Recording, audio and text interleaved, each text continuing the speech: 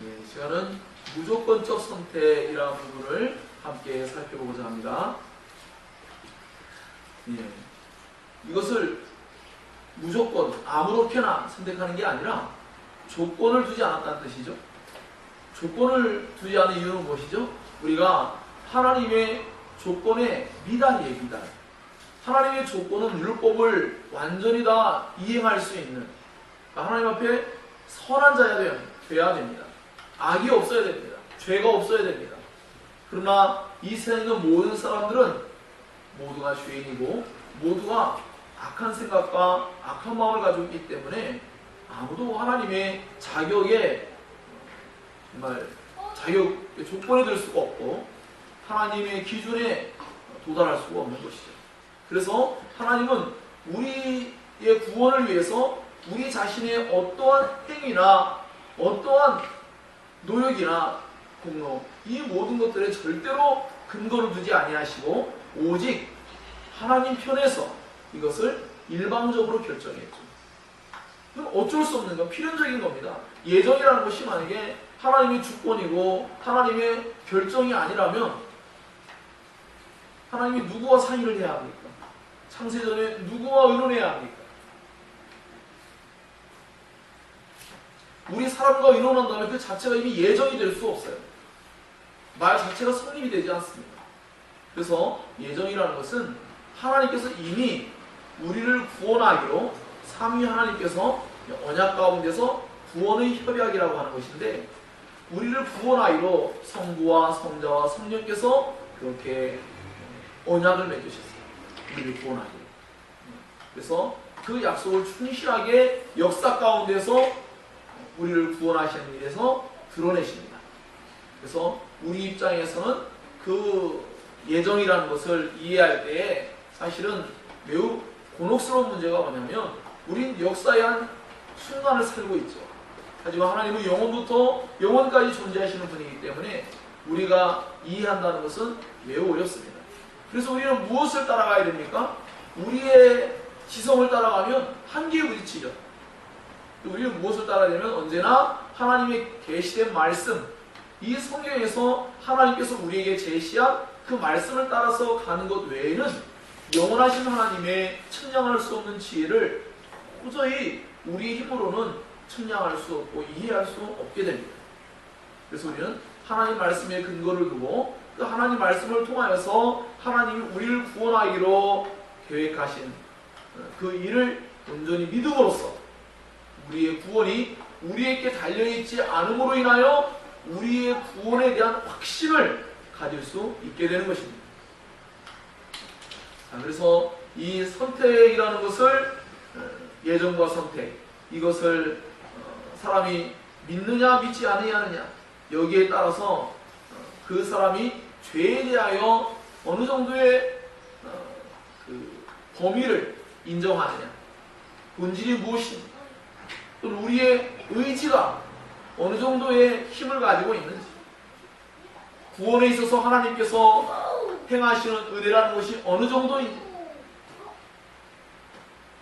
복음을 제시하여서 우리를 구원하시는 성령의 역사가 어떻게 하나님의 은혜가 되는지, 이러한 부분들에 대해서 예정을 어떻게 이해하느냐에 따라서 완전히 다른 길을 걷게 됩니다. 조금 더 이것을 세분화해서 조금 더 생각해 본다면 예정이라는 것은 미리 이제 정하는 것이죠. 선택이라는 것은 모든 것을 아시는 창조주 하나님께서 그분의 자유로운 주권적인 자유의지 가운데 우리를 구원할 것을 어떠한 사람들 가운데에서 하나님께서 일부는 구원하기로 그렇게 선택자로 삼으시고 어떠한 사람들은 구원하지 않기로 하나님께서 유기하시는, 선택하지 아니하시는 그러한 것을 표현할 때 선택이라는 용어가 좀 더 이해하기가 쉬울 거라고 생각됩니다. 예정이라는 것은 그냥 하나님이 우리를 구원하기로 그분 안에서, 그분의 본성 안에서 삼위께서 영원하신 작전 가운데 계획한 것을 의미한다면, 선택이라는 것은 실제적으로 우리의 구원 속에서 하나님이 예정하신 그 일을 이루어갈 때에 모든 사람 가운데 어떠한 사람들은 구원하기로 하나님께서 예정한 그 일을 이루어 가시고, 어떠한 사람들은 하나님께서 하나님의 심판을 통하여 그분의 공의와 그 영광을 드러내기로 작정한 사람들이 있다는 것이죠. 그래서 그러한 식으로 조금 더 구분을 한다면 이 모든 것들에 대해서 우리가 조금 더 이해하는 데 도움이 될 거라 생각이 됩니다. 나중에 또 여러분과 더 살펴보겠지만 어쨌든 우리는 성경을 통해서 이중 예정론을 믿습니다. 그래서 어떠한 사람들은 하나님께서 구원하기로 이미 예정하셨고, 어떠한 사람들은 구원하지 않기로 예정하셨다는 거죠. 이것은 사실 논리적으로 봤을 때도 필연적입니다. 왜냐하면 모든 사람을 하나님께서 구원하기로 했다면 그것은 우리가 배우고 익히는 모든 교리와 다 충돌이는 합니다. 그렇다면 우리는 굳이 교회에 나올 이유가 없습니다. 왜요? 어차피 하나님 우리를 구원할 것이기 때문입니다. 우리 마음대로 살 수도 있을 거예요. 그러나 성경은 분명히 하나님께서 우리에게 어떠한 사람들은 복음으로 초청하셔서 그 사람들을 구원의 길로 인도하시는데 그 일부분의 사람들을 구원할 것을 성경이 말씀하고 있고, 어떠한 사람들은 그렇지 않을 것이라고 말씀했기 때문에 우리는 그 말씀을 따라갑니다. 그리고 그것은 하나님의 주권적인 자유의지며 또 그것은 하나님의 기쁘신 뜻대로만 입니다. 하나님이 무언가 꺼림칙하고 하기 싫은 일을 하시는 분은 아닙니다. 하나님께서는 언제나 그 기쁘신 뜻을 위하여 그 뜻이 반드시 하나님이 기뻐하실 만한 선한 일이었다는 거죠.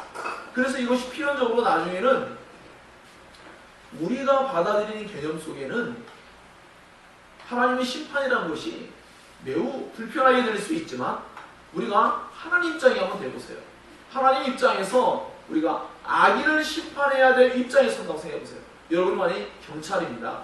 또 여러분이 만약에 검찰에 속하거나 재판관 그쪽 편에 속해 있다고 생각해보세요. 그러면 악인을 심판하는 그 일은 어떤 일입니까? 좋은 일이에요. 왜냐하면 그 악을 제거하지 아니하면 또 다른 많은 사람들에게 악 영향을 미칠 것이기 때문입니다. 그렇죠? 그래서 이런 말을 합니다. 환자가 있는데 몸이 썩어 들어가는데 그 몸을 썩어 들어간 것을 이 팔을 잘라내지 않으려 한다면 온 몸에 어떤 일이 벌어집니까? 악 영향을 미쳐서 죽음에 이르게 됩니다. 그럼 어떤 일을 해야 되죠? 이 팔을 자르는 게 맞죠? 이것은 좋은 일입니다. 물론 팔 자체를 자르는 일은 분명히 슬픈 일이 될 수 있어요. 그러나 내 생명을 살린 일이라면 반드시 의사는 이 몸을 자른 일을 과감하게 해야만 하는 것이죠. 그래서 그것은 사실은 좋은 일입니다. 물론 이 비유도 사실 하나님의 그 영원하신 지혜를 다 설명하고 표현하기 어렵습니다. 다만 우리의 이해를 돕고자 제가 이런 비유를 들었는데, 이와 같이 하나님께서 악인을 재판하고 심판하는 일은 우리에게 유익합니다. 우리 자신도 사실은 원하고 있어요. 우리 안에는 하나님의 형상이 이미 담겨져 있기 때문에 우리 자신들도 공의를 이루어가는 것을 원한단 말이죠. 악인을 재판하고 심판하는 것을 누구나 원하죠.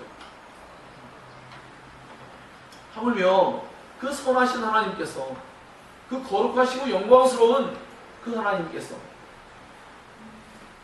죄를 반드시 심판해야 되는 거룩한 하나님께서 악인을 심판하기로 하셨다는 그 일이 결코 불의가 될 수가 없고, 그것이 결코 나쁜 일이 될 수가 없고 반드시 좋은 일이 될 수 있다라는 개념을 우리는 가져야 됩니다. 그래서 나중에 또 말씀드리겠지만 하나님 나라와도 연관을 맺습니다. 하나님 나라에 죄가 들어갈 수가 없죠. 그것을 제거해야만 합니다. 하나님 나라를 이루어갈 때 그때 이 악은 반드시 제거되어야 되기 때문에 하나님이 공의로운 심판을 필연적으로 행사하셔야만 합니다. 그렇지 않으면 어떻게 됩니까? 하나님 나라가 될 수 없어요. 그렇기 때문에 이렇게 하나님께서 어떠한 일부의 사람들을 구원하기로 그 기쁘신 뜻 가운데에 이것을 창세전에 예정하시고 그리스도 안에서 예정하시고, 또 어떠한 사람들은 하나님께서 심판하시기로 그렇게 예정했다고 성경이 말할 때 이것은 결코 하나님께서 무언가 잘못된 일을 하는 게 아니고 하나님 입장에서는 분명히 가장 선하고 좋은 일을 하고 있다는 것을 우리는 인정해야만 하는 것이죠. 그것은 하나님의 주인된 권리입니다. 하나님의 주권 안에서 이 모든 일이 이루어지는 것이죠. 그러므로 우리는 이런 예정과 선택이라는 이 주제를 대할 때 우리는 겸손하게 하나님께서 우리에게 성경을 통하여 말씀하신 바를 우리는 인정하지 않고는 우리는 하나님 앞에 결국 교만하여 적대하고 대적하는 어리석은 그 입장에 서게 됩니다. 그래서 선택을 대하여서 뭔가 반감을 가지게 된다는 것은 인간 안에 있는 사실은 하나님을 향한 적대적인 마음을 표현하고 있는 거예요. 그러니까 인간 자신을 높이려고 하는 일이 아담과 하와의 처음의 범죄부터 시작됐죠. 하나님처럼 되려고 하는 그 교만함을 불러일으키는 악한 마귀가 뱀을 통하여 말할 때 사람이 그것을 좋은 것으로 여겨서 받아들이고 그때부터 일어난 일이지 않습니까? 그러므로 언제나 이와 같이 교만과 연관되어진 것은 하나님을 대적하고 하나님보다 높아지려는 인간의 악한 죄로 말미암아 비롯된 일이다 라는 것을 우리가 함께 이해할 필요가 있는 것입니다.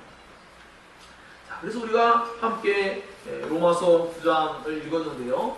오늘은 이 구절 전체를 하나하나 강의를 하진 않겠지만 예전에 한번 제가 로마서 강의 설교한 적이 있죠. 근데 전체적인 큰 틀을 가지고 예정론이라는 교리 속에서 이것을 한번 살펴보도록 하겠습니다. 오늘 로마서 9장 속에 이미 나와 있는 것 같이 선택이라는 것은 부정적인 측면에서 유기되는, 즉 하나님 앞에 버려진 그런 사람들이 있다라는 것을 분명히 말합니다. 또 버려진다는 것은 사실은 하나님께서 자신의 것으로 소유했다가 기분이 나빠서 확 버리는 그러한 개념이 아니라 어떠한 사람들을 선택했는데 어떠한 사람들은 선택받지 못했기 때문에 그들을 표현할 때 우리가 이해하기 위해서 사용되어지는 용어죠. 그래서 어쨌든 그런 성경은 분명히 모든 사람들이 다 이스라엘, 참된 구원을 받을 이스라엘이 아니라고 말합니다. 언약의 말씀을 받고 언약의 씨가 있는데 그들만이 바로 하나님의 진정한 백성이다라고 말해요. 그래서 언약의 씨를 가진 그들에게 복음이 제시되어지고 그 복음을 듣고 회개하며 주께로 돌아오는 일이 발생하는데 그 사람들이 그 일을 나중에 깨닫고 보니까 이것은 하나님이 창세전에 나를 구원하기로 예정하신 일이었구나 라는 것을 이제 알게 된다는 것입니다. 자, 그래서 예정론을 우리가 이해할 때는 아까 말씀드린 이중 예정론에 대한 이해가 필요하고, 두 번째로는 하나님의 주권, 신정론이라고 하죠. 하나님께서 주인된 권리로서 온 세상 만물을 다스리시고 통치한다라는 것을 분명히 인정하는 그 태도가 있지 않고는 예정론에 대한 이해를 할 수가 없는 것입니다. 그 신정론 가운데 특별히 하나님의 주권을 말하지만 그 주권 안에서 하나님이 선하신 분이고 하나님이 의로우신 분이고 하나님이 우리를 사랑하신다는 것을 나타낼 때, 하나님이 어떠한 사람은 사랑하시고 어떠한 사람은 사랑을 나타내지 않는다 할지라도 그것 역시도 하나님의 주권 안에 있다는 것을 우리는 인정해야 합니다. 그것은 오로지 우리는 사실 몰라요. 하나님 왜 그렇게 하시는지를 몰라요. 하지만 성경에서 하나님은 그렇게 하신다고 우리에게 말씀하고 있습니다. 아마도 이것은 우리의 이해 능력이 하나님의 입장에 도달할 수 없기 때문에 하나님께서 야곱은 사랑하고 에서는 미워하신다는 말씀에 표현한 것이지, 실제로 하나님께서 미움을 가지신 분은 아니죠. 미움 자체가 하나님 안에 있다면 이것은 이미 하나님의 본성에 위배되는 그런 일이기 때문에 이것은 우리 입장에서 이해하기 쉽도록 하나님께서 성경의 기자들을 통하여 그렇게 기록하도록 하신 것입니다. 자, 그래서 하나님께서는 어떠한 사람들은 선택하시고 어떠한 사람은 선택하지 않는데, 이 모든 것에 대한 기준이 뭐라고요? 기준은 사람에게 있지 않다라는 것을 예정론은 언제나 말하고 있습니다. 모든 기준은 언제나 하나님이십니다.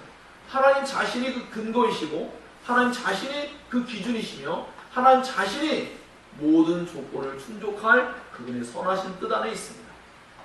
아까 초두에 서론에 말씀을 드린 바와 같이 인간에게는 그 어떠한 근거를 둘 수가 없어요. 왜냐하면 모든 사람은 본질적으로 하나님의 심판을 받는 것이 너무나 마땅한 그 위치와 그러한 자격 속에 있어요. 그들의 자격은 하나님의 심판받을 자격 외에는 아무것도 없습니다. 그렇기 때문에 하나님의 입장에서는 우리 모두를 심판해도 우리 그 누구도 사실은 항변할 수 없지만 하나님 안에는 사랑이 존재하시고 그 사랑 안에서 우리를 구원하기로 이미 계획하셨기 때문에 그 일을 일부의 사람들을 통하여서 이루어 가시며 그것들을 통하여 하나님이 얼마나 영화로우신 분인지, 그분이 얼마나 사랑이 많으신 분인지, 그분이 얼마나 영광스러운 분인지 이 모든 것들을 나타내십니다.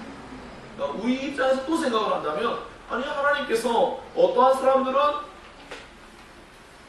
구원하지 않고 어떠한 사람들은 구원하기로 예정할 때 좀 편파적이지 않느냐라고 할 때 그것은 사실은 우리의 입장이고요. 하나님의 입장에서는 전혀 편파적인 것이 아닙니다. 우리의 논리로서 하나님을 끌어다 맞추니까 자꾸 오해를 사는 거예요. 그러나 하나님 입장에서 본다면 여러분이 만약에 하나님 입장에서 본다고 생각해 보십시오. 그럼 모두가 다 죄인이고 모두가 다 악인인데 하나님께서 어떠한 사람들에게는 구원을 베푸기로 그분이 자유롭게 결정할 수 있다는 것이죠. 모든 사람들에게 그것을 베풀어준다? 라는 것은 이미 하나님의 은혜로서 성립되기 어렵습니다. 모든 사람이 받아야 할 때 이것은 특별한 절대로 인간이 얻을 수 없는 무언가를 베풀으시는 은혜라고까지 일반적으로 말할 수는 있지만 그러나 그것은 하나님께서 의도하신 그런 은혜로 말할 수가 없습니다. 성경에서 말할 때 은혜는 분명히 특정한 하나님으로 말미암는 그 도저히 도달할 수 없고 얻을 수 없는 무언가를 얻게 된 것을 그것을 하나님의 일반적으로 후이라고 하죠. 그분이 우리를 좋게 보시고 선하게 보셔서 우리에게 베풀어 주시는 그러한 모든 좋은 것이라고 말할 수가 있습니다. 그래서 선택에 대한 논의에서 가장 좋은 출발점은 오늘 우리가 읽었던 로마서 9장에서 이미 나와 있는 바와 같이 이미 하나님께서 우리를 선택하실 때 어떠한 사람들은 선택하시고 어떠한 사람은 선택하지 않는다는 이 말에 대해서 이미 우리는 이 기준점으로부터 시작해야 한다는 것입니다. 그렇게 하실 때 이 모든 일은 결코 하나님의 본성과 또 하나님이 그 일을 계획하시고 일을 이루어 가시는 모든 그러한 하나님의 사역과 결코 위배됨이 없습니다. 그래서 우리는 이 문제를 가지고 고민하며 시간을 낭비할 필요가 없다고 생각합니다.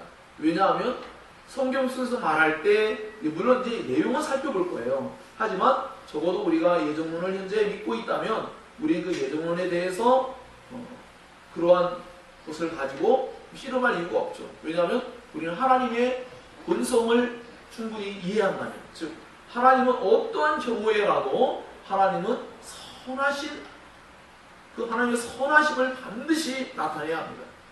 모든 일 속에 그렇습니다. 그러니까 쉽게 말씀드려서 이 세상에서 우리가 경험할 때 어떤 재난과 나쁜 일을 경험할 수도 있습니다. 하지만 그건 역시도 우리가 이해하는 입장에서는 분명히 고통이고 어려움의 일들이지만 하나님께서는 영원이란 관점 속에서 그 모든 걸 바라볼 때 우리를 구원하시고자 하나님의 예정을 이루어갈 때에 똑같은 재난 가운데 어떠한 사람들은 구원의 길로 어떠한 사람은 심판의 길로 인도하고 계시다는 것입니다. 그래서 그건 역시도 하나님의 선하심과 위배되지 않는 그런 일이 되는 것입니다. 더 나아가서 악인을 마땅히 심판하는 하나님의 공의의 속성에도 결코 위배됨이 없습니다. 두 번째로는 하나님께서 이와 같이 하나님의 구원의 역사를 이루어 가실 때에 하나님께서 모든 것을 전적으로 통제할 수 있는 권한이 있느냐 없느냐에 대한 여부인데 이건 역시도 우리는 온전히 인정할 수밖에 없습니다. 하나님의 그 주권적 권리를 인정하지 않으면 우리는 예정론을 받아들일 수가 없죠. 그러나 하나님의 그 주인된 권리를 하나님이 창조주이시고 우리의 구원자가 되시고 온 세상 만물을 섭리하시는 하나님이라는 것을 우리가 진정으로 믿고 있다면 우리는 하나님께서 모든 것을 임의적으로, 이 임의적이라는 말은 하나님께서 우리 인간과 같이 가변적으로 이렇게 저렇게 금방금방 어떤 죄와 악의 어떠한 영향을 받아가지고 마음이 뒤바뀌는 것을 말하는 것이 아니고 하나님께서 그분의 자유로운 의사결정을 할 수 있음을 의미합니다. 그래서 이와 같이 하나님께서 그 주인된 권리로서 모든 걸 행사할 때에도 이 모든 것들을 우리가 온전히 믿고 있다면 예정론이라는 것은 우리의 마음속에서 사실 거부감으로 받아들이기는 어려운 그런 진리의 한 국면이다라는 것을 알 수 있어요. 즉 예정론이 아까 말씀드린 두 가지죠. 하나는 하나님의 본성에 위배되는가? 그렇지 않습니다. 그럼 하나님의 주인된 그 권리와 위배됩니까? 그렇지 않습니다. 라고 한다면 이것은 예정론이라는 것은 필연적으로 그것을 우리가 받아들여야 되는 입장에 놓인다는 것이죠. 자, 이런 일들이 우리가 생각할 때는 어떤 한 교파의 교리의 한 부분이다라고만 여길 것이 아니라 성경 자체가 말하고 있기 때문에 이것은 어떠한 교단이나 교파를 의미하지 않습니다. 이것은 성경 자체에 대한 우리의 자세와 태도, 그 해석에 대해서 우리 연관을 맺고 있다는 것도 기억해야 합니다. 신약에 와서 예수님이 구약 속에서 이스라엘 백성들을 선택한 문제뿐 아니라 신약에 와서도 예수님이 12제자를 선택할 때에도 예수님이 주권적으로 선택하셨죠. 예수께서 12명만을 분명히 선택하셨습니다. 제자로서. 그런 면을 또 말할 수가 있고요. 복음을 전할 때에도 어떠한 사람들은 그것을 받아들이고 어떠한 사람들은 받아들이지 않습니다. 이 모든 것 속에서도 성경은 하나님이 택한 자들, 하나님이 구원하기로 작정된 자들은, 예정된 자들은 그 말씀을 듣고 믿더라라는 말씀을 통하여서 하나님의 예정이라는 것이 이렇게 두 가지의 길로 다른 양상으로 나타나고 있다라는 것을 우리에게 분명하게 알려주고 있습니다. 사실 이 예정론에 대한 부분을 다룰 때 근본적으로는 사실 완전히 이해할 수 없기 때문에 신비한 영역 속에 속해요. 그러나 분명한 것은 성경에서 그것을 말하기 때문에 우리는 분명히 알아야 된다라는 것이죠.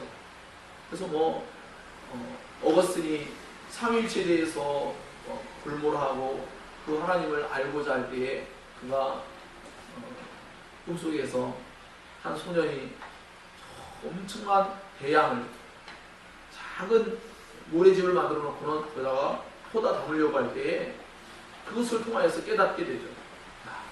이 작은 머리로 온 세상을 창조하시고 주관하시고 섭리하시는, 그리고 마땅히 악인들을 심판하고 의인들은 구원에 이르게 하시는 하나님의 그 물론 측량할 수 없는 지혜를 어찌다 알 수가 있겠는가 라고 하면서 그가 인간이 가지고 있는 한계성을 온전히 깨닫게 된 거죠. 우리 역시도 이렇게 예정론을 대할 때 분명히 우리는 예정론이 단순히 현재 우리의 삶 가운데 내가 무엇을 할 때의 그 일이 아니고 이 세상을 창조하기 전부터, 이 세상을 만드시기 전부터 이미 시작된 일이기 때문에 우리의 이해의 범주를 뛰어넘는 부분이라는 것을 우리 먼저 인정하고 예정론을 겸손하게 대해야 될 필요가 있다는 것입니다. 그래서 우리는 어떤 면에서 어른이지만 아이와 같아요. 하나님 앞에서는. 그렇죠? 우리의 이해력이라는 것은 너무나 부족해서 아이가 어떻게 어른들의 세계를 이해합니까? 이해할 수 없잖아요. 도저히 이해할 수 없죠. 우리가 지난번에 예정론에 대해서 우리가 함께 성경 공부하면서 그런 말씀을 나눴죠. 수학을 공부할 때에도 초등학생과 중등, 고등, 대학 점점 그 범위가 확산되어지고 그걸 이해하는 범주가 너무나 커다래가지고 어린아이에겐 또 이해할 수 없는 일인 것처럼 우리가 하나님의 말씀을 이해할 때도 그런 부분들이 충분히 적용될 수 있습니다. 그러나 사실 우리가 완전히 이해할 수는 없지만 우리가 점점 신앙이 깊어지면서 하나님 말씀을 올바르게 알아가고 하나님의 본성, 그분의 역사 속에서 일하심, 이 모든 것들을 알아가면 예정론에 대한 이해가 훨씬 더 폭넓어지는 것은 사실입니다. 그래서 그 예정론으로 말미암아 하나님을 찬양하고 기뻐하고 구원의 확신 가운데 거하는 그런 일들이 우리에게 주어집니다. 그래서 그렇지만 이러한 예정론을 알지 못할 경우에는 언제나 우리가 항상 하나님의 영광을 가로채려고 하고 우리 인간의 능력을 기대 이상으로 과신하게 되고, 그래서 우리는 하나님 앞에 교만한 자로서 신앙을 하게 되고 그럴 때가 많습니다. 그러나 이 예정론의 교리를 배우게 되면 정말로 겸손해질 수밖에 없고, 또한 더 나아가서 하나님의 영광을 가로채는 우를 범하지 아니하고 우리의 삶 가운데 일어나는 모든 일들 속에서 하나님의 선하신 그 계획 속에서 일들이 진행되고 있음을 인정함으로 말미암아 하나님 앞에서 평강 가운데 기쁨 가운데 신앙생활을 할 수 있다고 생각합니다. 그래서 유한한 인간이 무한한 존재이신 하나님과 그의 행하심을 이해하기 위해서는 사실 우리의 지성을 온전히 하나님의 말씀 앞에 굴복시키고 성령의 지도를 따라야 할 것입니다. 죄에 오염되어 있는 인간이 거룩하신 하나님의 선이라는 것을 이미 이해하기 어려운 그런 내용이죠. 우리가 거룩하다. 우리가 생각할 때는 흔히 칼빈이 교육관에서 비유한 것처럼 서로 새카만 사람들은 회색만 봐도 저렇게 찬란하게 빛난다고 말할 거예요. 그러나 회색이 아니라 하나님께서 우리에게 나타내 보이신 그 순백색을 나타낼 때 정말 눈이 부셔서 감히 마주 바라볼 수 없는 입장에 서게 될 것입니다. 그와 같이 우리가 예정을 이해함에 있어서도 이와 같이 어떤 한계성을 인정하면서, 그러나 성경 가운데 하나님께서 계시하신 하나님의 말씀을 통하여서 우리는 그것을 알아가야 합니다. 왜? 하나님께서 성경을 기록하게 했다는 것은 우리에게 알게 하고자 하는 의도가 있다는 거죠. 그것 통해서 무엇을 알게 하자는 거죠? 에베소 가운데서 살펴볼 때는 하나님의 그 영광스러운 그 구원의 계획을 알게 하셔서 그분을 찬미케 하려고 하는 거죠. 우리로 알고 그 하나님을 진정으로 경배할 수 있는, 찬양할 수 있는 이유들을 깨닫게 된다라고 말하고 있습니다.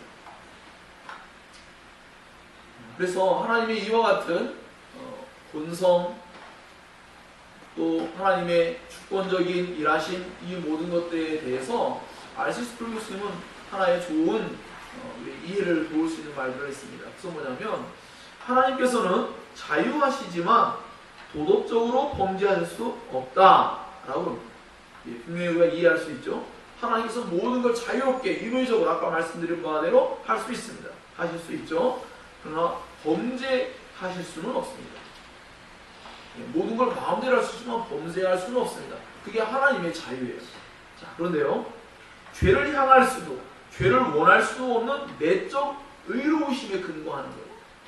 하나님 안에 의로 충만하시기 때문에 하나님은 죄를 향할 수도 없고 죄를 어떻게 진행시킬 수가 없습니다. 그래서 나중에 우리가 예수 그리스도의 의를 힘입게 되면 어떤 일이 벌어집니까?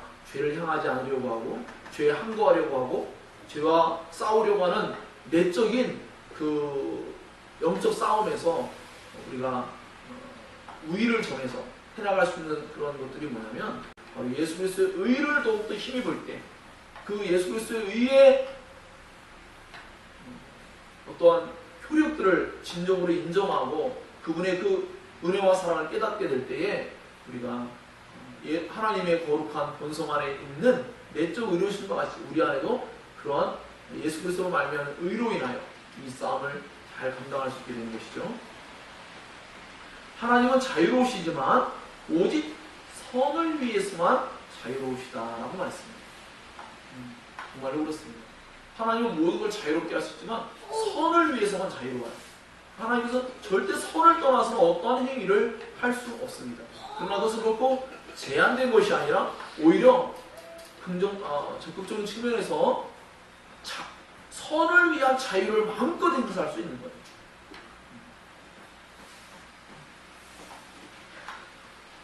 그래서 이와 같은 악을 향한 욕망의 결여, 악을 향한 욕망이 없단 말이죠.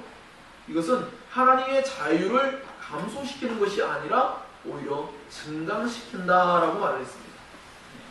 악을 향하여서 어떤 마음의 욕구가 막 일어나는 것이 없는 그 상태는 하나님의 자유를 결코 감소시키는 것이 아닙니다.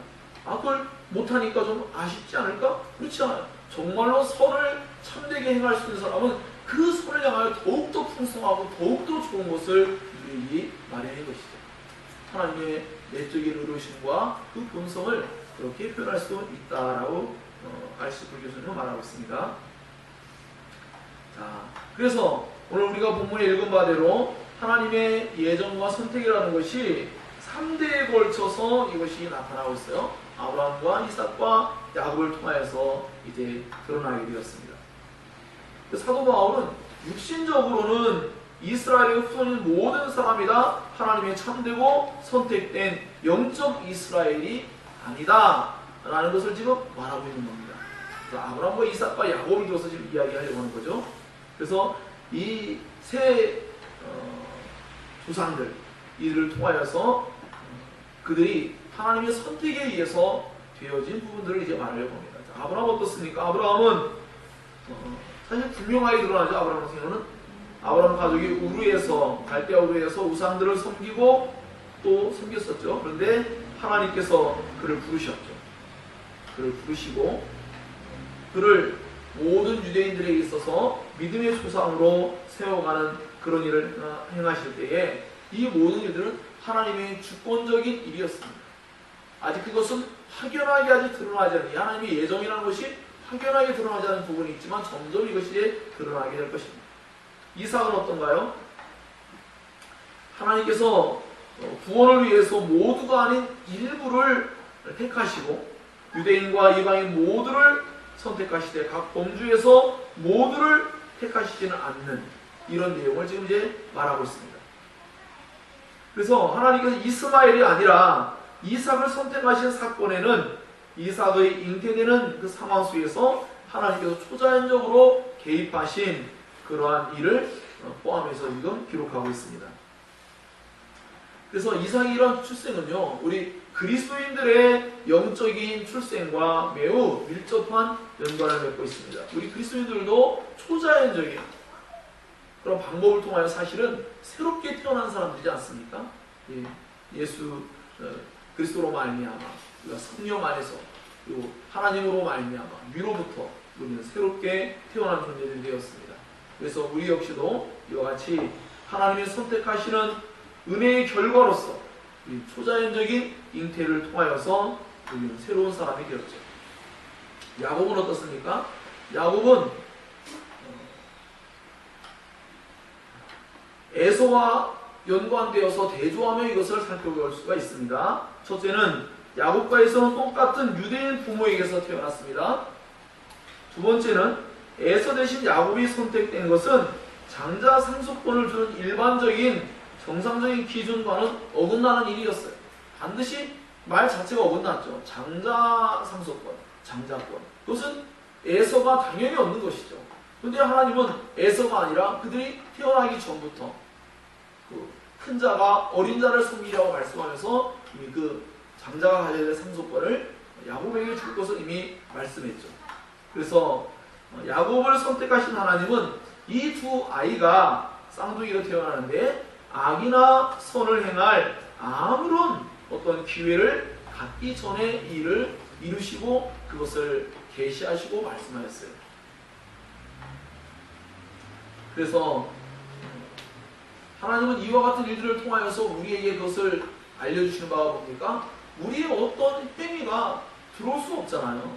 아까는 창세전이라고 말했다면 지금 또 무엇을 말합니까? 부모의 태중에 있을 때 그 아이가 어떤 선한 일을 행하기 전부터 이미 하나님께서 그것을 결정했다라는 것이죠. 그러므로 예정이라는 것은 하나님의 절대적인 주권 속에 있는 것이죠. 자, 여기까지는 아마 여러분들이 일반적으로 다 동의한다라는 것을 알 수 있어요. 아직 우리는 예정론의 어떠한 그 치열한 논쟁과 또 중심부로 더 깊이 들어가야 될 내용들이 아직도 남겨져 있습니다. 사실 뭐 중심부라기보다는 뭐 하나님 말씀에 지금 제가 서론부터 지금 말씀드릴 때의 내용들은 이미 그 예정론 자체를 이해해야 되는 관점을 여러분에게 말씀드린 것이고 나중에 논쟁이 되는 부분들을 이야기할 때는 흔히 말할 때 예정론에 대해서 하나님께서 편파적으로 한 거 아니냐라는 이러한 의식들을 이제 제거해야 되는데 바로 그러한 것들이 성경 속에서 하나님의 본성과 하나님의 주권적인 일하심과 이 모든 것들과 유배되지 않기 때문에 문제가 되지 않는다라고 말씀을 드렸고, 그러나 어떠한 사람들은 여전히 아직도 마음속에 뭔가 하나님께서 행하시는 그 일들이 납득차는 거예요. 하나님 마음대로 할 수 있느냐? 하나님이 어떤 사람을 할 수 있고 어떤 안 할 수도 있다. 뭐 성경이 주장한다고 하는데 나는 그렇지만 그게 마음에 불편하다. 나는 그것이 정당하지 못하다고 생각된다. 라고 하는 사람들이 충분히 발생할 수 있죠. 예. 또 그런 사람들과 또 좀 더 이야기를 나눠야 할 것입니다. 하지만 근본적으로는 아까 말씀드린 바대로 그 사람들은 대체적으로 하나님의 본성을 잘 모르는 사람들이고, 두 번째로는 하나님의 주권을 인정하지 않으려는 태도를 가진 사람들. 이 두 가지가 해결이 안 되기 때문에 항상 하나님의 예정론을 대할 때 그 마음이 불편함으로 나가는 것이죠. 그 예정론이 기쁨으로, 감사함으로 그 하나님의 영광을 드러내고 그분을 찬양할 이유가 되는 것이 아니라 언제나 마음속에 그것이 뭔가 하나님의 어떤 부당함을 드러낸 듯한 생각을 갖기도 하는 것이죠. 자, 성경에서 말한 예정이라는 부분, 이 선택이라는 부분을 만약에 이야기한다면 너무나 많습니다. 뭐 수백 개에 달하는 구절들이 있어요. 이거 뭐 일일이 나열하기가 어려울 정도로 신명기부터 시작해서 신명기 7장 18절, 요한복음 속에도 15장 16절, 요한복음에 많이 나타납니다. 그다음에 사도행전, 로마서, 에베소서, 데살로니가전서, 뭐 곳곳에 너무나 많이 이런 모든 것들이 표현되어 있는데, 자, 그렇다면 이 선택이라는 것이 성경 속에 분명히 명시하고 있다면 이 예정론을 그래서 그러면 우리는 어떻게 이해해야 될 것이냐라는 부분을 이제 말하고자 하는 것입니다. 자, 이 선택을 생각할 때 아까 말씀드렸던 첫 번째 이 선택을 이야기하면서 어떠한 사람들은 조건적인 선택을 여전히 이야기할 수 있다는 것을 이제 이야기하고자 합니다. 이것을 흔히 말할 때 예지 예정론이라고 말합니다. 즉 하나님은 어떤 우리 인간의 행위가 어떻게 되어질지를 알고 계셨어요. 하나님의 모든 것을 아시는 그 지식에 대해서, 전지하신 부분에 대해서 이제 그분의 속성을 가지고 이야기한다면 하나님의 모든 걸 알고 계시죠. 우리가 무엇을 할지 알아요. 그러니까 사람들은 그 사람들이 무언가 믿음의 행위를 하고 무언가 선한 행위를 하고 무언가를 하기 때문에 그럴 것을 알고 계시기 때문에 그 사람을 구원하기로 예정하셨다라고 말하는 것이 이제 조건적인 선택이죠. 하지만 우리가 지금 말하는 것은 무조건적 선택입니다. 그것은 조건이 될 수 없다는 것이죠. 왜냐하면 성경에서 계속하여 뭐 창세전이든 어머니의 뱃속인지 간에 끊임없이 이야기할 때 항상 나오는 핵심적인 주제는 무엇이냐면 인간이 관여할 수 없는 그 시간과 공간 안에서 하나님이 결정하신 것이다 라는 것을 말하기 때문에 이 조건적 선택이라는 것은 우리가 생각할 때에는 그런 것이 아닐까라고 일면 생각할 수도 있지만 사실은 성경과 위배되고 뭔가 상충된다라는 것을 우리가 이해할 수 있을 것입니다. 하나님은 모든 걸 아십니다. 하나님은 우리가 어떻게 행동할지를 다 알고 계시죠. 하지만 결코 우리 인간에게서 선한 어떤 행위를 기대하거나 그렇게 할 수 있어서 하나님 구원하게 한 것은 아니죠. 만약에 그렇다면 우리는 다시 또 어디로 돌아가야 됩니까? 원죄 교리를 살펴봐야 되고, 더 나아가서 모든 인간은 죄인이라는, 모든 사람이 죄인이라는 성경의 말씀을 또한 우리는 뭔가 충돌되게 살펴봐야 합니다. 성경 분명히 모든 사람이 죄인이라고 말합니다. 로마 3장 24절에 기록되어 있죠. 21절에 모든 사람들이 다 죄인이기 때문에 그 죄인된 사람들을 하나님께서 과연 어떻게 대하실까요? 우리가 지난 주간에 말씀을 살핀 것처럼 우리 모두는 다 그냥 막연히 어떤 한 부분에 대한 죄가 아니라 우리 모든 부분에서, 모든 영역 속에서 언제나 죄로 말미암는 오염된 그러한 잘못된 그러한 생각과 행위들이 끊임없이 나타날 수 있다라고 말씀을 드렸습니다. 그래서 흔히 개혁신학자들이 말하는 것처럼 더 이상 악을 지을 수 없는 상태가 전적인 타락이 아닙니다. 그 이상도 또 지을 수도 있습니다.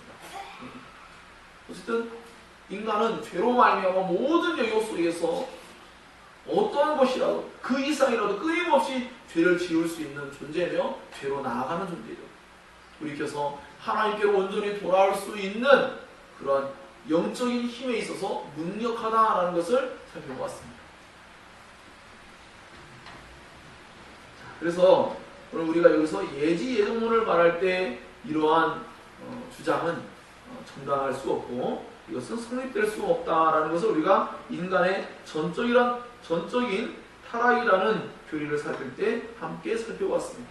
예, 좋은 나무가 좋은 열매를 맺죠. 나쁜 나무가 좋은 열매를 맺을 수 없지 않습니까? 예, 그와 같이 정말 사람이 죄인인데 어떻게 의롭고 선한 열매를 가져올 것이라고 기대합니까? 불가능합니다. 그리고 우리는 사실 역사 속뿐 아니라 우리가 사는 현실 속에도 알 수 있습니다. 현실을 내다보세요.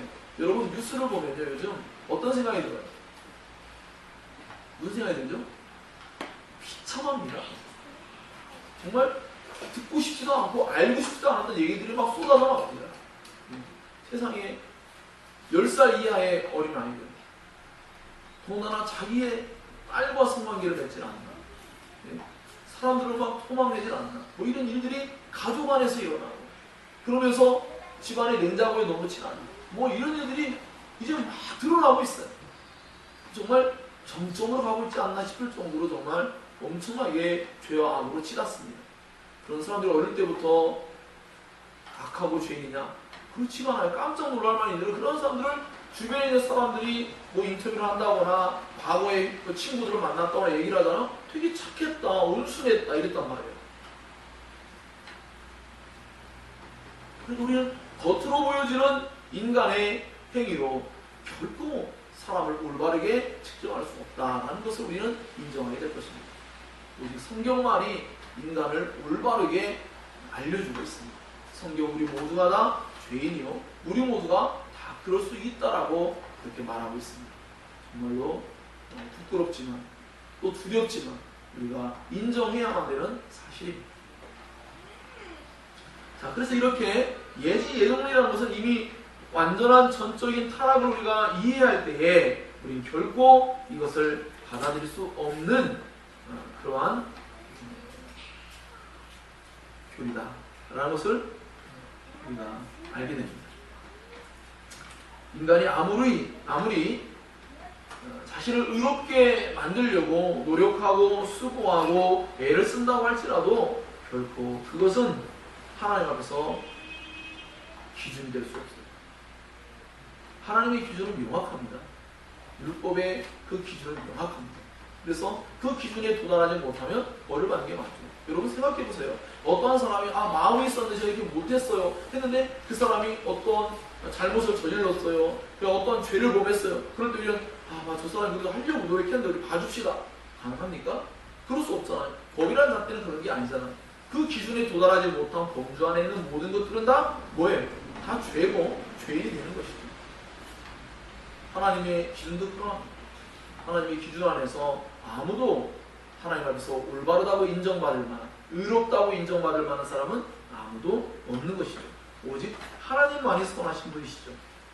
그러므로 어떠한 경우에라도 우리 인간의 어떤 노력과 수고 또는 어떤 행위, 공로, 이 모든 것들은 철저하게 우리는 거부해야 합니다. 그것으로 말미암아서는 절대로 우리가 구원을 얻을 수가 없고 그것을 통해서는 절대로 하나님을 기쁘시게 할 수 없다는 것을 우리는 깨닫게 됩니다.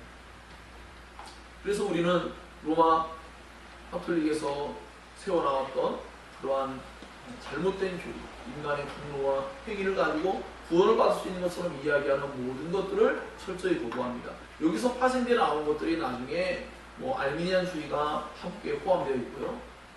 그런 것들 오늘날 한국 교회 안에도 정말로 많은 곳에 드러나고 있다는 것을 생각할 때 무효를 금할 수가 없습니다. 성경에서 예정을 말할 때는 언제나 하나님께만 영광을 돌리려고 하는 뜻을 내포하고 있습니다. 성경에서 우리에게 하나님의 신적인 예지를 말할 때조차도 사실은 무조건적인 선택이라는 것이 하나님의 절대적인 은혜라는 걸 알려줍니다. 무슨 의미입니까? 하나님 정말 우리의 모든 걸 아시죠? 이건 좀 더 잘 들으셔야 됩니다. 우리의 모든 것을 아시는데 예지 예정을 성경에 말하죠. 그런데 그 예지 예정을 말할 때 그 예지는요, 오히려 하나님의 예정을 더욱더 영광스럽게 만든다는 이야기예요. 무슨 의미냐? 그 사람이 해야 될 모든 일들을 알고 계셨어요. 근데 그 일들이 어떤 일이에요? 다 죄 짓는 일이에요. 그런 죄인을 하나님이 예정하신 그 일이라는 것은 더욱더 영광스러운 일이죠. 이해하시겠습니까? 어떠한 사람이 무언가를 할 것을 하나님께서 아시고 그 사람을 구원하는 것이 아니고, 어떠한 사람이 무언가를 하는데 그것을 알고 계세요. 하나님이 예지입니다. 알고 있어요. 그런데 그 예지, 알고 계신, 미리 알고 계신 그 일이 하나님의 예정을 더욱더 영화롭게 한단 말이죠. 왜냐하면 그러한 죄인을 하나님이 구원하기로 예정하셨기 때문입니다. 그런 의미에서 우리는 그 예지가 예정을 더욱더 빛나게 하는 목적을 분명히 나타낼 수 있다는 것을 말하고자 하는 것입니다. 어쨌든 인간의 행위는 어떠한 의미에서든지 결코 구원의 조건이 될 수 없다라는 것만큼은 분명하게 우리가 깨달을 수 있어야 할 것입니다. 자, 그럼 유기에 대해서 좀 더 살펴볼까요? 참, 유기를 대할 때 우리는 뭔가 반감과 거부감을 충분히 느낄 수 있습니다. 예, 그리고 우리는 아마 일면 내가 혹시 하나님의 택자가 아니라면 어떨까에 대한 걱정도 충분히 가질 수도 있을 것입니다. 자, 자신이 만약에 본인이 생각할 때 내가 구원을 위한 선택을 받지 못한 사람은 어떡하지라는 그 고민보다는 하나님의 말씀을 통해서 내가 하나님의 복음을 받아들였는지에 대한 여부를 살피는 것이 더 중요합니다. 택자를 결정하는 것은 사실은 선택권을 받아들이냐가 아닙니다. 복음을 받아들이냐입니다. 내가 복음을 받아들였다면 그 사람은 택자입니다. 이것을 혼동하게 되면 자꾸 내가 선택받지 못한 사람이 어떡하나라는 걱정으로 나아가는데, 그 걱정은 사실은 무해한 논리입니다. 그 걱정은 우리에게 어떠한 유익을 주지 않습니다.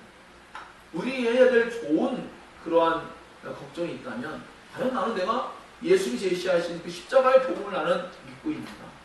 나는 정말 내 자신을 죄인이라고 여기고 있는가? 나는 하나님의 절대적인 그 구원의 은혜와 그 사랑을 정말 나는 받아들였는가? 예수를 나의 구주로 영접했는가? 이런 것이 고민이 돼야지, 내가 예정론을 통해서 배워가면서 내가 선택받지 못한 백성이면 나는 어떻게 해야지? 그런 개념을 갖는 것은 사실은 아까 말씀드렸던 우리의 본성 안에 있는 알미니안적인 요소가 계속 작용하는 거예요. 즉, 내가 구원받지 못한 사람이 내가 선택받지 못했으면 어떻게 하지라는 말 속에는 자기의 행위를 이미 알고 있는 거예요. 자기가 죄인됨을 알고 있어요. 그렇기 때문에 자기가 하나님을 그다지 사랑하지 않거나 자기가 그 마음의 본성 안에서 죄를 뭔가 깨닫게 하시는 성령의 역사 속에서 자기의 죄인됨을 인정하기 때문에, 내가 혹시나 그 죄로 말미암아 심판받을 걸 두려워하기 때문에 내가 선택받지 못한 건 아닐까라는 반감을 가질 수도 있다는 것입니다. 그러니까 의심을 살 수도 있다는 것입니다. 하지만 우리는 선택을 대하면서 우리가 선택받은 점을 알 수 있는 것은 선택의 예정의 교리를 이렇게 배워가면서 내가 받아들이냐 받아들이지 않느냐가 아닙니다. 복음을 받아들이냐 받아들이지 않느냐가 그 사람의 선택이 규명되어지는 중요한 일입니다. 그래서 유기를 배워 나갈 때도 결국 하나님의 주권 안에 있는 것을 내가 온전히 인정하는 것이다. 인정하는데 이것을 또 다른 측면에서 이야기한다면, 하나님이 구원하기로 작정된 자들은 이러한 말씀들을 계속 듣게 해주시고, 하나님은 언제나 자신의 백성들에게 말씀을 계시합니다. 중대한 의미가 있습니다. 말씀을 계속 주시는 거예요. 그 말씀을 주셔서 계속 그 사람을 일깨워주는 거예요. 그래서 그 사람으로 하여금 하나님께로 돌아오게끔 하고자 하시는 거예요. 그 말씀을 주지 않으면 이미 기회와 가능성이 없는 거죠. 여러분이 흔히 알고 있다시피 요나서 속에 요나가 니느웨로 가서 말씀을 전하러 가잖아요. 안 가려고 하잖아요. 왜? 가서 말씀을 전하는 사람은 혹시나 회개할까? 말씀이 주어진다는 것은 이미 하나님께서 신명기 수에도 말씀하신 바와 같이 하나님 언제나 말씀하시고 행하시는 분이에요. 반드시 선지자를 보내시고 반드시 말씀을 주시죠. 그 말씀을 준다는 자체가 이미 하나님께서 우리에게 기회를 제공하시고 하나님께서 우리를 구원의 길로 인도하시고 초청하는 중요한 내용이죠. 그래서 우리가 이런 말씀들을 듣고 있고 알아가고 있다는 자체가 사실은 하나님의 선택받는 백성들에게 주어지는 복된 일이라는 것이죠. 다만 이 이 말씀이 주어질 때 어떠한 사람들의 내면 안에서 성령으로 말미암는 내적인 부르심, 그 소명으로 말미암아 마음속에서 하나님께로 돌아가야지, 내가 잘못했어, 죄를 깨닫고 그렇게 돌이키는 사람이 있는가 반면, 어떠한 사람은 여전히 아직도 이것은 뭔가 불합리한 게 아니야? 뭔가 잘못된 게 아니야? 라고 하면서 반감을 갖게 되죠. 그래서 존경하는 마틴 로이저스 목사님은 중생한 자에게 나타나는 아주 중대한 표지를 몇 가지 이야기하는데, 그 중에 하나가 그럼 반드시 이제 성경 말씀을 다 모를 수는 있지만 이제 의심을 하는 것이 사라진다고 말합니다. 저는 정말 동의합니다. 중생하기 시작하면요, 하나님 말씀을 이제 믿음으로 받아들이기 시작합니다. 왜? 중생한 자에는 믿음으로 중생하는 거거든요. 믿음 안에서, 물론 하나님의 은혜 속에서 중생하는 거지만 그 속에 믿음이 필연적으로 같이 시작되는 것이죠. 그때에 그 사람은 성경 말씀을 필연적으로 받아들입니다. 그래서 어떤 사람들은 보면 근데 그냥 믿겨지는 걸 어떻게 라고 하는 사람도 있어요. 얘 중생한 겁니다. 그냥 믿겨지는 거예요. 정말. 물론 좀 더 살펴볼 필요성은 있죠. 학습되었거나 또는 그냥 자연스럽게 종교인으로서 그 환경 속에 자랐을 때 의심하지 않았을 수도 있습니다. 그리고 나중에 만약에 의심을 할 만한 여러 가지 세상 속에서의 논리가 이렇게 사상을 접했을 때 그 갈등을 할 수 있는데요. 그럴 때 이제 그가 어떻게 그것을 대하느냐에 따라서 또 다른 양상을 보이기도 하지만, 어쨌든 중요한 것은 그 마음속에 중생한 자는 성경 말씀이 있는 그대로 믿어지기 시작하는 것이죠. 모든 것을 완전히 알거나 하나님의 말씀에 대한 권위를 의심하지 않기 시작합니다. 인정하고 따르고 싶어하죠. 그리고 하나님을 예배하고 싶어지고 하나님을 알아가고 싶어하는 특성이 생겨나기 시작합니다. 죄에 항거하기 시작하고요. 과거에는 자기를 의지했다면 하나님을 의지하는 마음이 점점 더 강해지기 시작합니다. 물론 이것은 이제 성화와 연관되어서 좀 더 살펴봐야 할 내용이기도 합니다. 여하튼 이렇게 우리가 유기를 살필 때에 제가 지금 말씀드린 내용들은 뭔가 부정적인 의미 속에서 반드시 우리가 유기를 살피는 것은 아니다 라는 것을 제가 지금 말씀드리고자 하는 것입니다. 자, 유기에 대해서도 정말 많은 성경의 본문들이 이야기하면서 어떠한 사람들은 구원받고 어떤 사람은 그렇지 않다라는 것을 계속적으로 이야기합니다. 그래서 그런 것들을 살펴볼 때에 언제나 하나님의 선택과 유기가 항상 같이 따라오고 있다라는 것을 우리가 알 수 있습니다.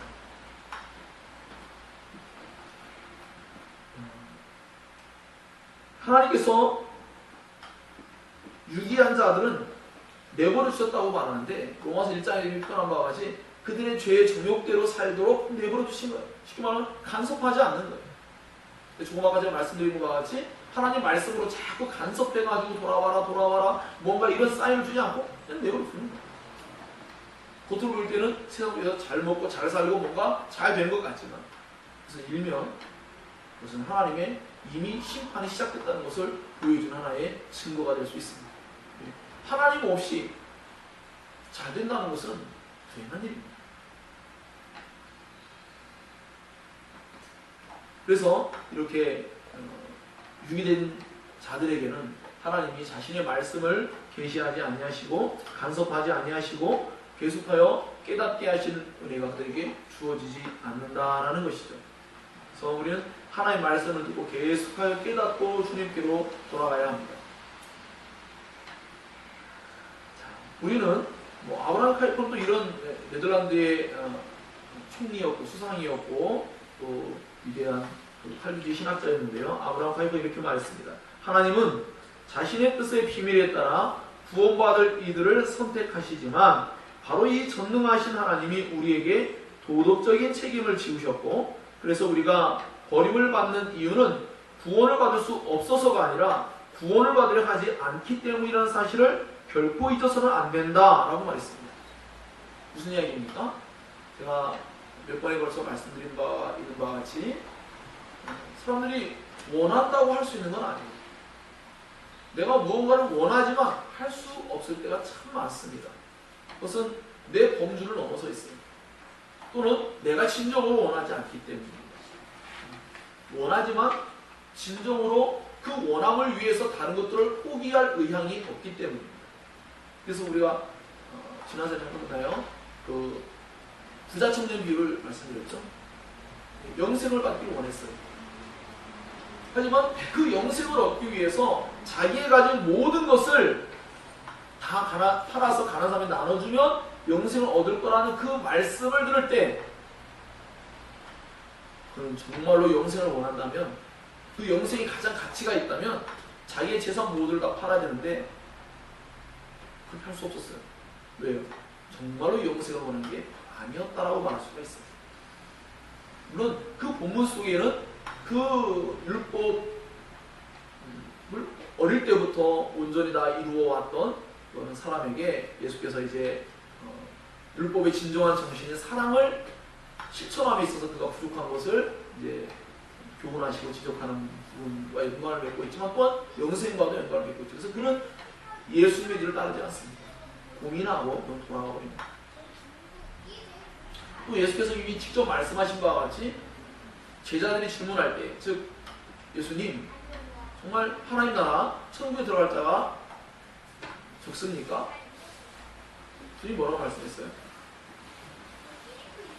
천국에 들어가기를 원하여도 원하는 사람 많은데 거기 들어갈 사람이 적다는 거예요.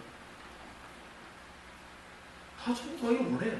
하지만 그 천국에 가기 위해서 모든 대가를 기꺼이 치르고 주님을 위해서 살려고 하는 의향을 정말 가지고 있고 원하고 있느냐라고 할 때 그렇지 않다는 거죠. 세상을 원하고 있고 세상의 많은 것들을 더 추구하기 때문에 결국은 하나님 나라에 못 들어간다. 즉 하나님의 세상 나라를 추구하기 때문에 하나님의 나라를 추구할 수 없다는 거예요. 그런 의미로서 지금 아브라함 파이퍼가 우리에게 어떤 이야기들을 전해준 겁니다. 하지만 우리가 알고 있는 이러한 내용들은 또 한편으로 일면 기계론적인 결정론하고는 다르다는 것을 또한 한 번쯤은 생각해 보아야겠습니다. 하나님의 선택과 예정은 분명히 하나님에 의해서 주권적으로 결정되었죠. 하지만 그 결정 속에는 또 그 예정을 이루어 가시는 과정 속에는 하나님의 섭리가 항상 간섭해 있습니다.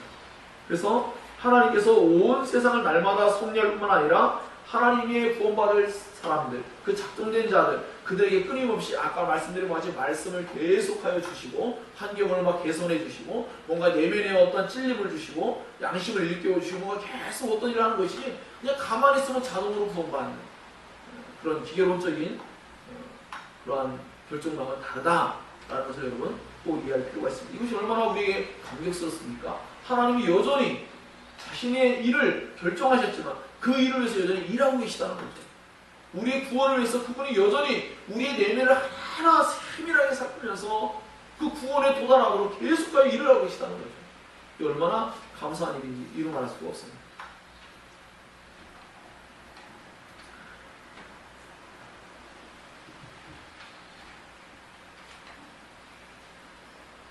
자, 유용한 교리, 이 유기를 통하여서 여기까지 아래를 보면 좀 더 말씀을 나누고 그런 다음에 또 다음 주에 또 말씀을 좀 더 살피겠습니다. 한 번에 진도를 많이 나가면 시간도 많이 있고 또 좀 더 우리가 살펴볼 내용들이 사실 많이 있어요. 우리 지금 예정론 공부하고 있잖아요. 우리 특별히 이제 목요일날 모여서 우리 알스툴 교수님 예정론 가지고 공부하고 있는데 그 내용을 보면 정말 알아갈 내용이 정말로 많습니다.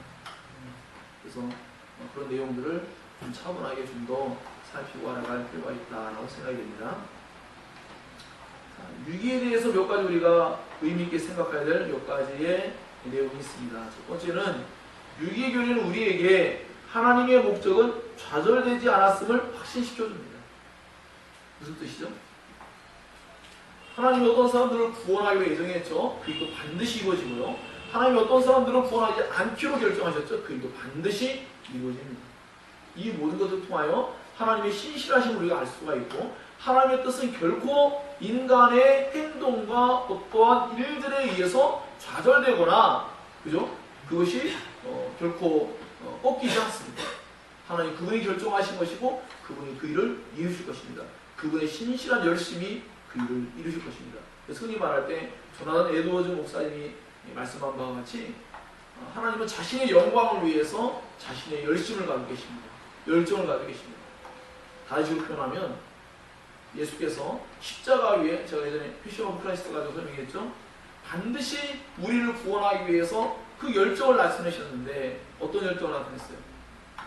그리스도가 십자가에 반드시 못 박히려고 가다가 죽을 수 있는데 가다가 죽지 아니하시고 기어이 십자가 위로 올라가셔서 죽으십니다. 그래서 그곳에서 우리를 대신하여 죽으심으로 그 영광을 나타내시고 그 영광을 드러내십니다. 유기의 교리는 또한 우리가 배교에 대처하는 데 도움을 주기도 합니다. 어떠한 사람들이 배교할 수 있습니다.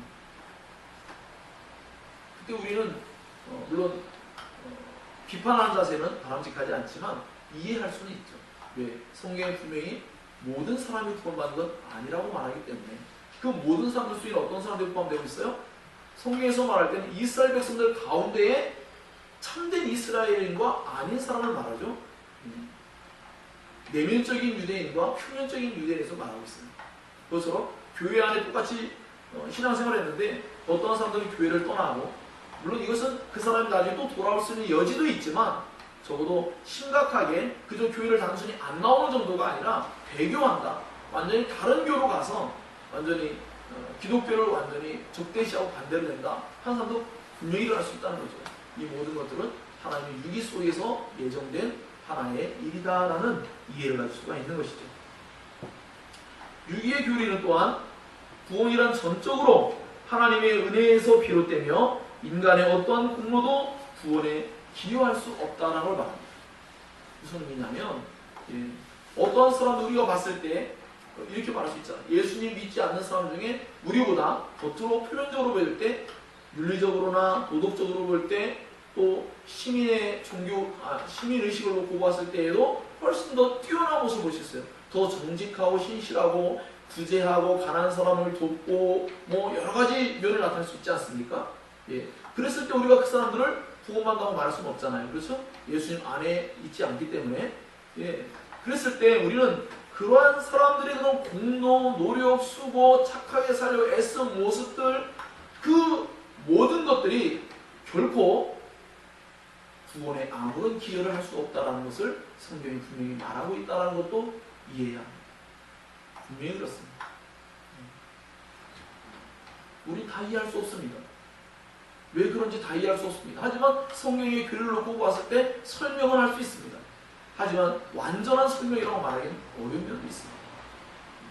그러나 분명히 우리는 예수 그리스도 안에서만 모든 것이 가치가 있고 효력을 나타내는 것이지, 예수 그리스도 안에서가 아니라면 우리는 겉으로 표면적으로 본 모습만을 볼 뿐이지 그들의 내면 속에는 그 내면이 썩어 있다는 것을 성경 오늘 우리가 오전에 마가복음 속에서 알았죠? 충분히 가능합니다. 하나님의 심판의 대상으로서 적합한 그런 입장에 놓여 있을 수 있다는 것이죠. 우리가 다 알 수 없기 때문입니다. 아까도 말씀드린 바와 같이 옆에 그냥 친절한 이웃 같았는데 나중에 보니까 살인다 했다라든지 이런 것처럼 우린 다 알 수 없죠. 우리가 볼 때는 그 사람 선한 사람인데, 착한 사람인데, 효자인데 왜 그랬을까? 그래서 이와 같이 유기의 교리는 인간의 어떠한 선한 행실과 착한 모습을 드러내는 것, 그것이 그 사람을 구원하는 데 기여하지 못합니다. 저 사람 저러더니 그래서 구원받는구나, 이렇게 말할 수는 없다는 것입니다. 유기의 교리는 우리가 사실 이해하기 어렵지만 받아들여야 중요한 또 하나의 사실이 하나님을 영화롭게 합니다. 이것은 뭐죠? 하나님께서 바로의, 오늘 본문에 나왔죠? 바로를 심판하기로 작정하셨어요. 그래서 그 바로를 통하여서 그 홍해 가운데 그를 심판할 때 그것을 통하여 하나님의 영광을 드러냈어요. 하나님의 이름을 영화롭게 했어요. 그게 하나님의 계획 가운데 있습니다. 그래서 죄를 심판하는 것이 너무나 마땅한 의식을 매우 분명하게 가졌던 조나단 에드워즈 목사님은 그런 말을 했어요. 그런 말씀을 했어요. 난 내가 지옥에 가는 것이 너무나 마땅하다고 말했어요. 그 누구보다도 예수님을 많이 닮았고, 그 누구보다도 하나님 말씀에 신실하게 살아왔던 그였지만 성경을 통하여 자신 내면을 깊이 살피고 하나님의 은혜의 그 기준에 딱 바라보니까 자기는 구원받을 만한 아무런 자격이 없고 자기 같은 죄인을 심판하시는 것이 하나님의 이름이 높아지심이라고 고백했어요. 너무나 마땅하다고 생각합니다. 그것은 정말 자기 자신을 하나님 심판하시기를 바라는 마음이 아니라 하나님의 심판의 정당성과 그 은혜가 얼마나 풍성하고 높고 얼마나 깊은 것인가를 이해할 때에 그러한 표현을 비로소 할 수 있을 것이라 생각됩니다. 자, 그렇기 때문에 사랑하는 여러분, 오늘 우리가 예정론에 대한 교리를 사실 모든 범주를 다 다룬 게 아닙니다. 더 많은 또 다른 논쟁이 있고 다뤄갈 내용들도 많이 있습니다. 하지만 근본적으로는 우리가 하나님의 본성에 대해서 충분한 그분의 선하심과 그분의 의로우심과 그분의 사랑하심, 그분이 마땅히 긍휼히 여길 자를 긍휼히 여기시고 그분이 불쌍히 여길 자를 불쌍히 여기시고 자비하게 자비를 나타낼 자를 자비하게 나타내는 모든 것이 그분의 본성 안에 있는데 그분의 이것이 주권적인 그분의 뜻 안에 있는 것이죠. 그분의 주권적인 뜻 안에서 하나님은 자신의 본성 안에서 행동하실 뿐이지 그 본성을 벗어나가지고 하나님이 악을 자행하신다든지 하나님이 뭔가 편애를 하신다든지 뭔가 그런 일은 있을 수 없다는 것입니다. 그러한 이해에 도달한다면 우리 예정론을 이해할 때 이제 우리는 그분께서 우리에게 자신이 왜 이러한 사람들은 예정하고 이런 사람은 예정하지 않은지에서 말씀할 때에 거기에 겸손하게 귀를 기울인다면 비로소 그 모든 일들 속에 하나님의 입장에서의 선함이 무엇인지 하나님의 입장에서의 의로움이 무엇인지 하나님의 입장에서의 사랑을 나타내심과 은혜 베푸심이 무엇인지를 이해함으로 말미암아 우리가 그 예정론을 통하여 우리의 구원의 확신 가운데 거할 수 있고 그분의 절대로 꺾이지 않는 신실한 성품 안에서 우리의 구원의 기쁨을 누릴 수 있는 근거를 마련할 수 있습니다. 왜 그렇죠? 우리의 행위와 상관없기 때문입니다. 오직 그분이 우리를 선택하신, 예정하신, 그분의 영원하신 작정, 그분의 계획 속에 있기 때문입니다. 그리고 그것은 우리에게 무엇으로서 알려집니까? 우리가 복음을 어떻게 대하느냐. 여러분이 예수 그리스도를 정말로 구주로 영접했다면 여러분이 정말로 예수 그리스도의 십자가의 대속의 죽음을 참되게 이해하고 죄에 대해서는 죽은 자요 의에 대해서는 하나님께로 말미암아 산 자가 됐다는 것을 온전히 깨닫고 진정으로 예수가 나의 구주요 또 그 예수 그리스도로 말미암아 이제 온전히 구원 얻는 믿음이라는 그 하나님을 향한 참된 믿음을 소유할 때 여러분 안에 자기의 죄인됨을 깨닫는 회개의 역사가 나타나는지 자기 안에 성령의 이끄심과 인도하심인지 이 모든 것을 하나하나 살펴보고 여러분이 복음으로 말미암아 여러분이 선택된 자인 것을 이제 규명할 수 있습니다. 그럴 때 우리들은 그 하나님의 선택에 대해서 기뻐할 수 있고 감사할 수가 있게 될 것이라고 믿습니다. 우리가 앞으로 더욱더 예정론을 알아가면서 이와 같이 하나님의 절대적인 구원을 더 다른 식으로 표현하면 하나님의 이 예정을 그 무엇도 바꿀 수 있는 존재가 없습니다. 하나님조차 그렇습니다. 하나님 자신의 본성과 하나님의 계획 속에서 자신도 바꿀 수 없는 일이 바로 예정이라고 말할 수도 있습니다. 그렇기 때문에 하나님의 예정을 알아갈 때에 그것은 신자의 구원의 확신 가운데 너무나 엄청난 기쁨의 요소가 됩니다. 이 모든 것들을 우리가 밝히 알고 함께 예정론 속에서 하나님을 더욱더 찬양할 이유를 발견하고 그분의 영광을 기쁘게 찬미할 수 있는 우리의 신앙으로 계속 성장하고 발전하기를 주의 이름으로 축원합니다.